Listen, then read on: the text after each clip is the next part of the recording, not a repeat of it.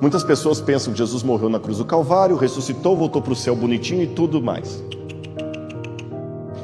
Qual era a característica do preço pago na cruz? Por que tinha que ser Jesus para morrer na cruz e não um anjo?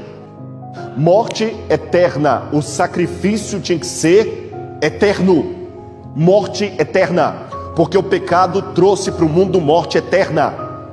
A morte que nós experimentamos, o sono da morte, é uma morte temporária.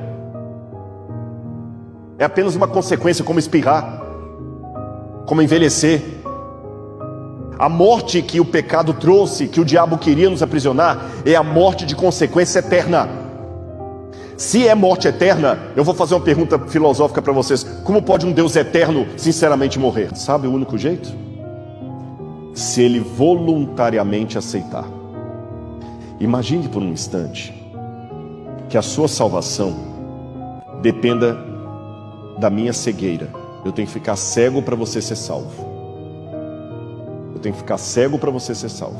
Mas a minha visão é divina. Eu não tenho como perder a minha capacidade de enxergar. Mas eu amo tanto você que sabe como eu faço para que eu seja cego e você possa ser salvo? Voluntariamente, eu fecho os meus olhos. Estou enxergando? Não ouvi, estou enxergando?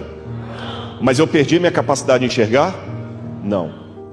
Só que a cegueira voluntária é pior do que a cegueira física, porque a física você perdeu os olhos, não tem o que fazer. A voluntária não, você de propósito fecha os olhos para toda a eternidade.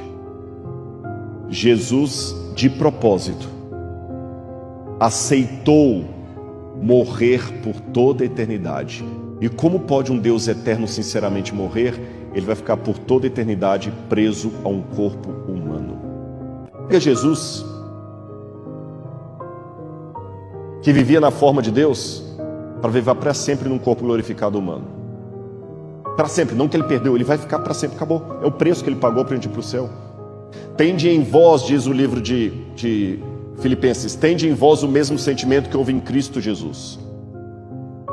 Porque vivendo na forma de Deus, não julgou como usurpação ser igual a Deus. Antes a si mesmo se esvaziou, desceu o degrau, assumindo a forma de servo, vivendo entre os homens como servo, e aceitando a morte, e morte de cruz.